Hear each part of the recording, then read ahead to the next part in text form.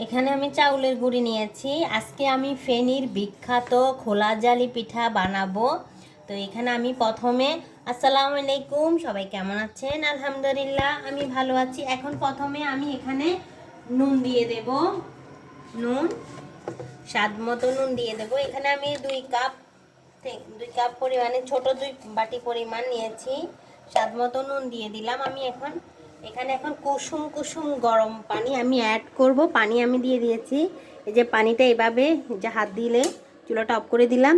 হাত দিলে যদি এই যে বুঝতে হয় যে ঠান্ডা, তাহলে আরেকটু পানি অ্যাড করা লাগবে, বেশি গরম দেওয়া যাবে না।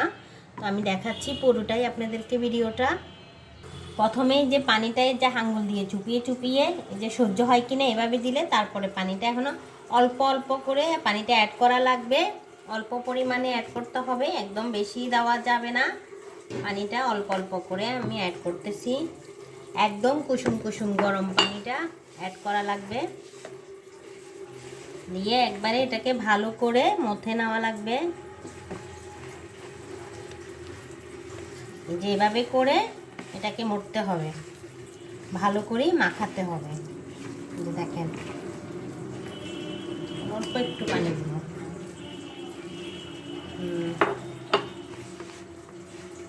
এভাবে করলে, এভাবে যখন মাখতে থাকবেন বেশি করে, তখন দেখা যাবে যে পিঠাটা খুবই সফট হবে, খেতে খুবই ভালো লাগবে।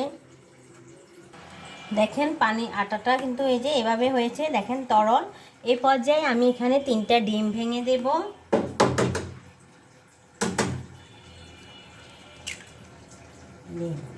আপনারা হাত দিয়েও করতে পারেন এটা, আবার এটা চামচের সাহায্যেও আপনারা করতে পারবেন।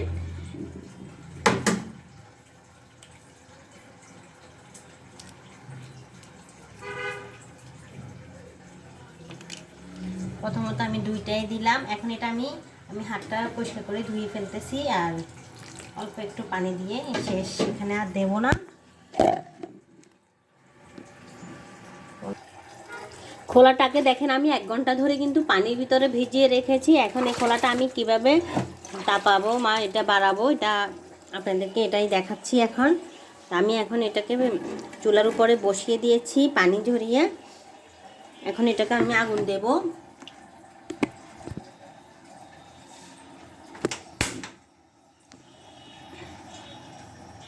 তো দেখেন আমার খোলাটা কিন্তু খুব সুন্দরভাবে মাশাআল্লাহ কিন্তু গরম হয়ে আসছে।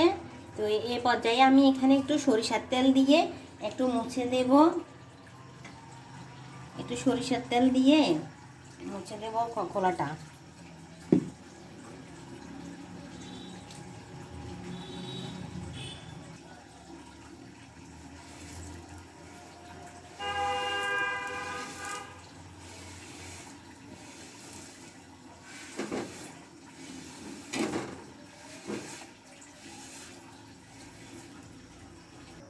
তো আমি কিন্তু আমার পিঠাটা দিচ্ছি। বিসমিল্লাহির রহমানির রহিম। দুইটাই করে দিলাম। দিয়ে আবার কিন্তু সাথে সাথে এভাবে করে 2 হাত দিয়ে ঘুরিয়ে নেওয়া লাগবে।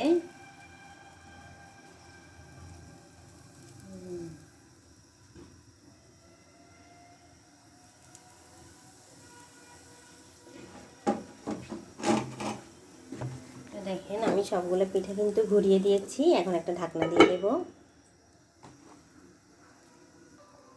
আমি কিন্তু ঢাকনাটা উঠাচ্ছি। মাশাআল্লাহ, এখন আমি পিঠাটা উঠাবো। বিসমিল্লাহ। আল্লাহ,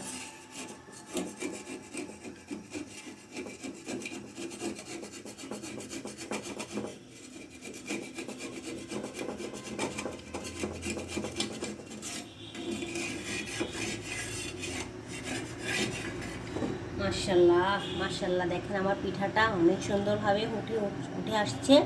দেখেছেন, এই হলো ফেনীর বিখ্যাত খোলা জালি পিঠা। তো আমি এভাবে সবগুলো পিঠা তৈরি করে নেব। এখন হয়ে গেল। এই যে অপর পিঠটা দেখেন কত সুন্দর হয়েছে। এই পিঠাও আমি এখন সবগুলো পিঠা উঠাবো। আমার খোলা জালি পিঠা যদি আপনাদের ভালো লেগে থাকে, অবশ্যই ভালোবেসে লাইক কমেন্ট শেয়ার করে দেবেন। আসসালামু আলাইকুম।